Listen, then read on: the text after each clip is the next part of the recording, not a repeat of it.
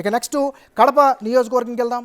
కడప నియోజకవర్గం అనగానే వైఎస్ కుటుంబం గుర్తొస్తుంది. ఎందుకంటే కడపలో వాళ్ళంత స్ట్రాంగ్ హోల్డ్ రాజకీయాలు గత 40 సంవత్సరాలుగా చేసుకుంటూ వస్తున్నారు. ఈ ఎన్నికల్లో కూడా కడప పార్లమెంటు అభ్యర్థి చుట్టూనే కడప రాజకీయాలన్నీ తిరుగుతున్నాయి. వైఎస్ షర్మిల, ముఖ్యంగా సునీత కావచ్చు, షర్మిల కావచ్చు, అవినాష్ రెడ్డి మీద చేస్తున్నటువంటి హూకిలుడు బాబాయ్ అనే ఎపిసోడ్లో అదే రాజకీయాలుగా చేస్తున్నటువంటి పరిస్థితి. ఒకసారి కడప పార్లమెంట్కి వెళ్దాం. కడప పార్లమెంట్ కనుక పరిశీలించినట్లయితే బద్వేలు, కడప, పులివెందుల, కమలాపురం, జమ్మలమడుగు, పొద్దుటూరు, మైదుకూరు ఇవన్నీ కలిపితే కడప లోక్సభ పరిధిలోకి వస్తాయి. ఇక్కడ sitting MP YS Avinash Reddy ఆయన పోటీ చేస్తూ ఉన్నాడు. మరోవైపు భూపేష్ రెడ్డి తెలుగుదేశం పార్టీ కూటమి అభ్యర్థిగా కడప లోక్సభ స్థానాన్ని దక్కించుకున్నారు. ఇక వైఎస్ షర్మిలారెడ్డి ఆంధ్రప్రదేశ్ కాంగ్రెస్ పార్టీ అధ్యక్షురాలు, ఆమె అక్కడ బరిలోకి నిల్చున్నారు. ఇక్కడ చాలా ఇంట్రెస్టింగ్గా ఉండేటటువంటి నియోజకవర్గం. ఎందుకంటే వైఎస్ షర్మిలారెడ్డి చీల్చే ఓట్ల మీదే ఇక్కడ ఫలితం ఆధారపడి ఉంది. ఆమె కొంగు చాచి అడుగుతోంది న్యాయం చేయండి అని. సో అవినాష్ రెడ్డిని నేరుగా టార్గెట్ చేస్తున్నారు వైఎస్ షర్మిల. ముఖ్యంగా మిగతా 24 లోక్సభ స్థానాలు పరిస్థితి వేరు, కడప లోక్సభ పరిస్థితి వేరు. ఎందుకంటే అక్కడ ఎజెండాలు జెండాలు ఏమీ లేవు, కేవలం కుటుంబ రాజకీయాలు అక్కడ డ్రైవ్ చేస్తున్నాయి. యాజ్ ఆఫ్ టుడే మనకి ఇప్పుడు ఉన్నటువంటి పరిస్థితిని బట్టి మనం కనుక పరిశీలించినట్లయితే బ్యాటిల్ గ్రౌండ్ అయితే టఫ్ ఫైట్ అయితే కనిపిస్తోంది.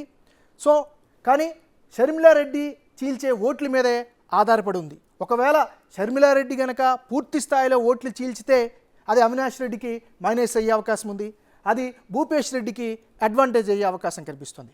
లేదు అలా కాదు, ఆమె ప్రభావం పెద్దగా లేదు అనుకుంటే అవినాష్ బయటపడే ఛాన్సెస్ కూడా కనిపిస్తున్నాయి. ఏదైనా సరే కడప పార్లమెంటు పరిధిలో మాత్రం ఒక ఆసక్తికరమైనటువంటి పరిస్థితులు కనిపిస్తున్నాయి. సో కడప పార్లమెంట్లో ఉండేటటువంటి ఒక 2 కీలకమైన నియోజకవర్గాల గురించి మనం మాట్లాడదాం.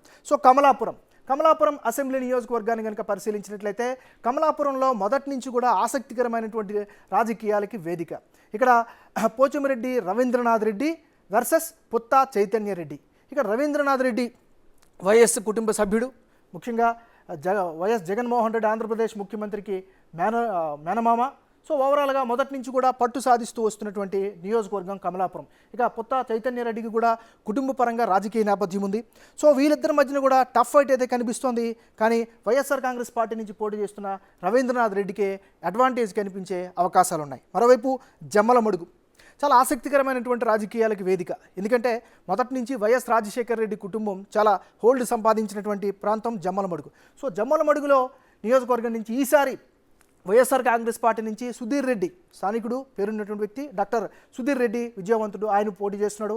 ఇక ఆదినారాయణ రెడ్డి చాలా సీనియర్ నాయకుడు, ఆయన పోటీ చేస్తూ ఉన్నాడు. భారతీయ జనతా పార్టీ నుంచి ఆయన బరిలో దిగారు. సో ఇక్కడ కూడా ఆసక్తికరమైనటువంటి పోరు కనిపిస్తున్నప్పటికీ కూడా జమ్మలమడుగులో భారతీయ జనతా పార్టీ నుంచి పోటీ చేస్తున్న ఆదినారాయణ రెడ్డికి కాస్త అడ్వాంటేజ్ ఉంటే అవకాశాలు ఉన్నాయేమో అనేటటువంటి ఒక రిపోర్ట్ అయితే మనకు కనిపిస్తుంది. సో ఏదేమైనప్పటికీ కూడా కడప పార్లమెంటు పరిధిలో షర్మిలారెడ్డి చీల్చే ఓట్లపైనే అక్కడ రిజల్ట్స్ అయితే ఆధారపడి కనిపిస్తున్నాయి.